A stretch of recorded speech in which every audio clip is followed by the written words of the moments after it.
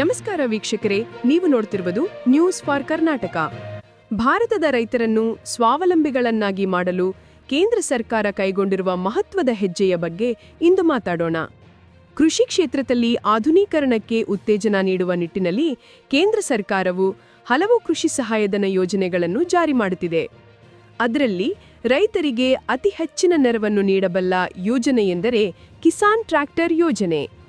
ಈ ಯೋಜನೆಯ ಮುಖ್ಯ ಉದ್ದೇಶ ರೈತರ ಕೃಷಿ ಕಾರ್ಯವನ್ನು ಸುಗಮಗೊಳಿಸಲು, ಉತ್ಪಾದಕತೆಯನ್ನು ಹೆಚ್ಚಿಸಲು ಮತ್ತು ಯಾಂತ್ರೀಕರಣದ ಮೂಲಕ ಆರ್ಥಿಕ ಭಾರವನ್ನು ಕಡಿಮೆ ಮಾಡುವುದಾಗಿದೆ.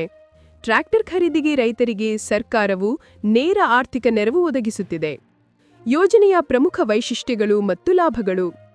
ಈ ಯೋಜನೆಯಡಿ ಹೊಸ ಟ್ರ್ಯಾಕ್ಟರ್ ಖರೀದಿಗೆ 50% ಸಹಾಯಧನ ದೊರೆಯುತ್ತದೆ. ಟ್ರ್ಯಾಕ್ಟರ್ನ ಆನ್ ರೋಡ್ ಬೆಲೆಯ ಮೇಲೆ ಈ ರಿಯಾಯಿತಿ ಅನ್ವಯವಾಗುತ್ತದೆ. ಉಳಿದ ಮೊತ್ತಕ್ಕಾಗಿ ರೈತರು ಬ್ಯಾಂಕ್ ಸಾಲ ಪಡೆಯಲು ಕೂಡ ಅವಕಾಶವಿದೆ.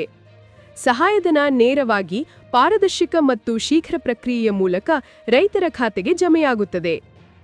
ಆಧುನಿಕ ಟ್ರ್ಯಾಕ್ಟರ್ಗಳು ಇದ್ದರೆ ಉಳುಮೆ, ಬೀಜ ಬಿತ್ತನೆ, ಗೊಬ್ಬರ ಹರಿಸುವುದು, ಕೊಯ್ಲು ಎಲ್ಲವನ್ನೂ ವೇಗವಾಗಿ ಮತ್ತು ಕಡಿಮೆ ವೆಚ್ಚದಲ್ಲಿ ಮಾಡಬಹುದು. ಇದರಿಂದ ಇಳುವರಿ ಸಹ ಹೆಚ್ಚುವುದು ಖಚಿತ.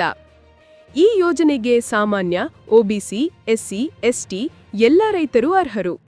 ವಿಶೇಷವಾಗಿ ಸಣ್ಣ ಮತ್ತು ಅತಿಸಣ್ಣ ರೈತರಿಗೆ ಹಾಗೂ ಮಹಿಳಾ ರೈತರಿಗೆ ಆದ್ಯತೆ ನೀಡಲಾಗುತ್ತದೆ. ಅರ್ಹತಾ ನಿಯಮಗಳು. ಅರ್ಜಿದಾರರು ಭಾರತ ದೇಶದ ರೈತರಾಗಿರಬೇಕು. ವಾರ್ಷಿಕ ಆದಾಯ 2 ಲಕ್ಷಕ್ಕಿಂತ ಕಡಿಮೆ ಇರಬೇಕು. ಈ ಹಿಂದೆ ಟ್ರ್ಯಾಕ್ಟರ್ ಸಹಾಯಧನ ಪಡೆದಿರಬಾರದು. ಒಂದು ಕುಟುಂಬಕ್ಕೆ 1 ಟ್ರ್ಯಾಕ್ಟರ್ಗೆ ಮಾತ್ರ ಸಹಾಯಧನ. ಭೂಮಾಲೀಕತ್ವದ ಪುರಾವೆ ಅಗತ್ಯ. ಅರ್ಜಿ ಸಲ್ಲಿಸುವ ವಿಧಾನ. ಆನ್ಲೈನ್ ಅರ್ಜಿ.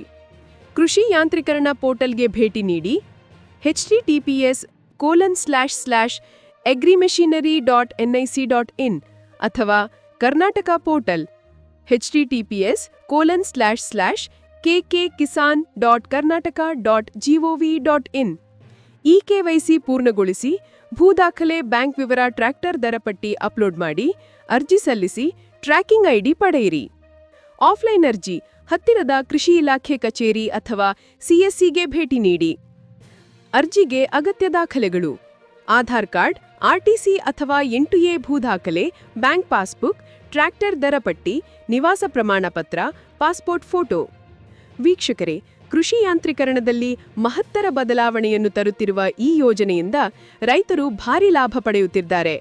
ನೀವು ಅಥವಾ ನಿಮ್ಮ ಊರಿನ ರೈತರಿಗೆ ಈ ಮಾಹಿತಿ ಅಗತ್ಯವಿದ್ದರೆ ದಯವಿಟ್ಟು ಹಂಚಿಕೊಳ್ಳಿ.